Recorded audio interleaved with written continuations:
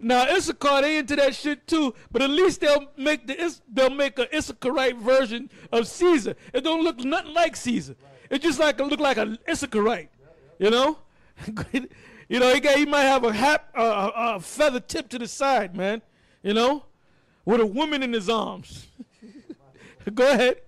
And the pride of Israel testifieth to his face, and they do not return to the Lord their power, nor seek him for all this. Ephraim also is like a silly dove without heart. Yeah, Ephraim is known for their silliness, man. Go ahead. They shall call to Egypt and go to Assyria. When they shall go...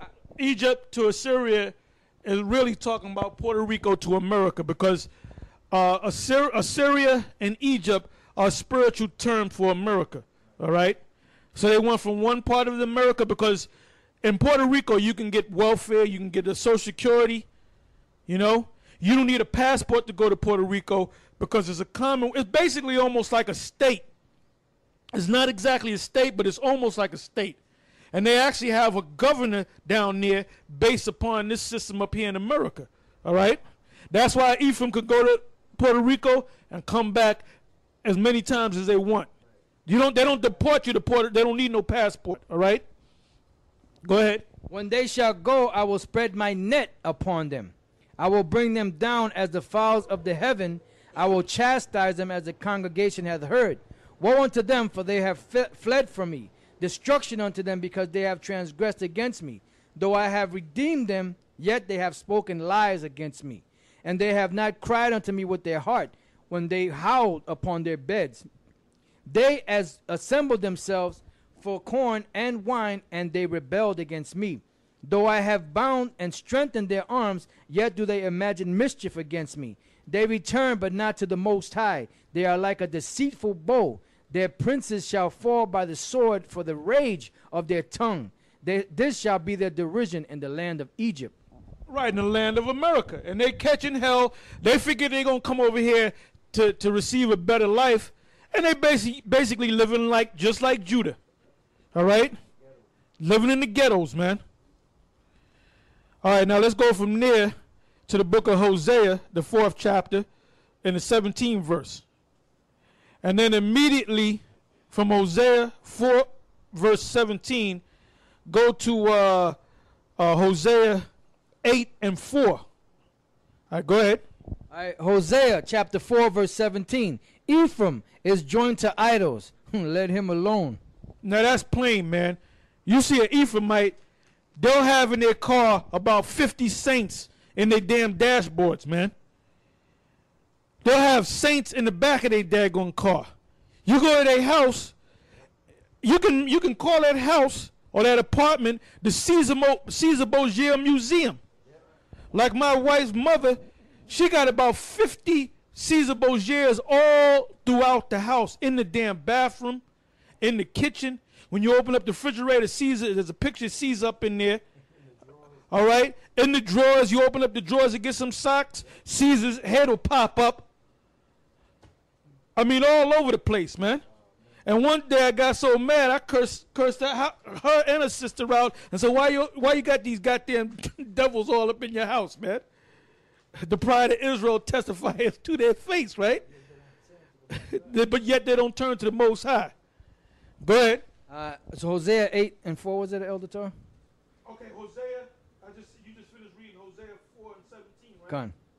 Now jump to Hosea 8 and 4. Hosea chapter 8, verse 4. They have set up kings, but not by me. They have made princes, and I knew it not. Of silver and their gold have they made. That's their idols. Go ahead. And their gold have they made. Of their silver and their gold have they made them idols, that they may be cut off. Now let's go to the origins of that. Give me the book of 1 Kings, the 12th chapter, the 22nd verse to the 28th verse. Like I said, another thing. This is the only tribe that has a car that the headlights got Caesar Borgia on the damn car, man. I mean, I don't know how it is out in them other states, man, but in New York, you can tell an Ephraimite by the idols. He got the American flag hanging off the back of his damn car. With the Puerto Rican flag. I'm sorry, the Puerto Rican flag I meant to say. At night when he puts them damn headlights on, you got a beam of 2 Caesar Borgias looking at your ass. So tell me that they ain't into idol worship, man. Heavy. Go ahead. And then them other tribes got into that idol worship stuff because they were following Ephraim. All right? Go ahead. Verse 22, right? First Kings 12 and 22. But the word of the Most High came unto Shemaiah, the man of God, saying, Speak unto Rehoboam, the son of Solomon, king of Judah, and unto all the house of Judah and Benjamin, and to the remnant of the people, saying, Thus saith the Lord, You shall not go up, nor fight against your brethren, the children of Israel. Right. Now this is talking about that split during the time of Rehoboam and Jeroboam. Now the prophet came to Jeroboam, ripped his garments off and ripped it into 12 pieces, and said, "You're gonna take 10 of them." At that time, that's when Dan was around. All right, you're gonna take 10 of them, and when you go into Levi was scattered among all the tribes. Okay, that's why they said the 2 tribes, Judah and Benjamin, stayed. That's what the split was all about. But eventually what happened was Jeroboam told all the Levites to leave the suburbs, and they went back with Judah and Benjamin. So there was 3 tribes on this side, and there was 10 tribes on the other side of the world eventually. Go ahead. Return every man to his house, for this thing is from me. They hearkened therefore to the word of the Lord and returned to depart. Yeah, because there was one king. Now, if you're going to rebel and break off from your king, you're looking to fight these people. You're looking to fight these Israelites that broke off, that showed no fealty to the king.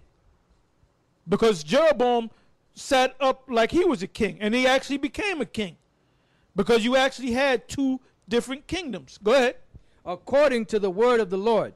Then Jeroboam built Shechem in Mount Ephraim, and dwelt therein, and went out from thence and built Penuel.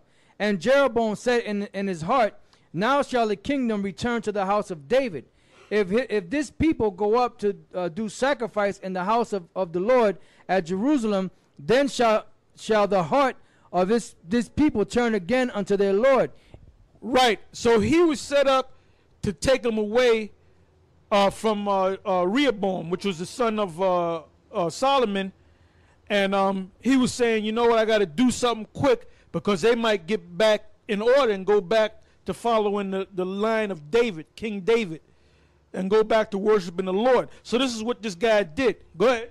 Then shall the heart of this people turn again unto their Lord, even unto Rehoboam, king of Judah, and they shall kill me, and go again to Rehoboam, king of Judah. Whereupon the king took counsel, and made 2 calves of gold, and said unto them, It is too much for you to go up to Jerusalem. Behold, thy gods, O Israel, which brought thee up out of the land of Egypt. And he set the one in Bethel, and the other he put in Dan. Now, did you hear that? Now, when you go back to the story of the Exodus of Israel leaving Mizraim, or Egypt, as they call it today, they had took gold and they had made one golden calf. All right? So you know the story about that. So that shows you when they left Egypt and they was in the wilderness for 40 years, all of them had died off, and their children lived in the wilderness and went to the promised land. So what were their parents telling them? On the sneak, they were pushing that golden calf bullshit, saying that really, you know who delivered us?